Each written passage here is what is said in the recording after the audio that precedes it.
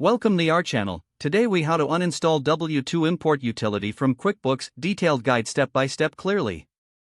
To uninstall the W-2 import utility from QuickBooks, begin by closing QuickBooks if it is currently open. Navigate to the control panel on your computer. In the control panel, locate and select Programs or Programs and Features.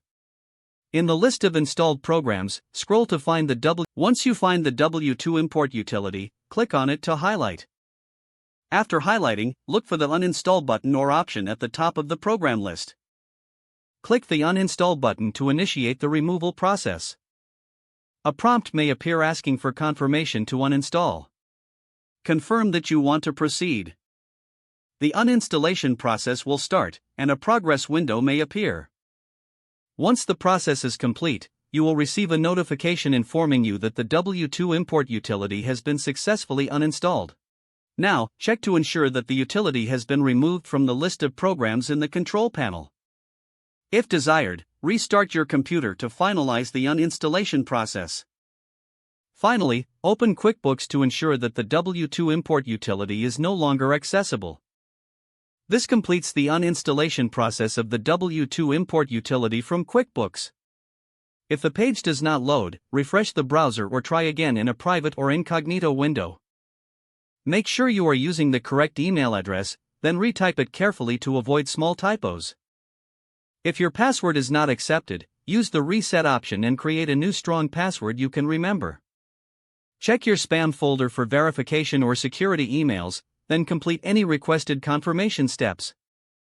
Enable two-factor authentication if available to improve account security and reduce unauthorized access risk. After signing in, review your profile details so your contact information and settings are accurate and current. If you see an error message, note it down and try again after restarting your device and internet connection. Log out when you finish, especially on shared devices, to keep your account and payment information secure. If the page does not load, refresh the browser or try again in a private or incognito window. Make sure you are using the correct email address, then retype it carefully to avoid small typos. If your password is not accepted, use the reset option and create a new strong password you can remember. Check your spam folder for verification or security emails, then complete any requested confirmation steps. Enable two-factor authentication if available to improve account security and reduce unauthorized access risk. After signing in, review your profile details so your contact information and settings are accurate and current. Don't forget to like this video and subscribe to our channel for more step-by-step tech guides.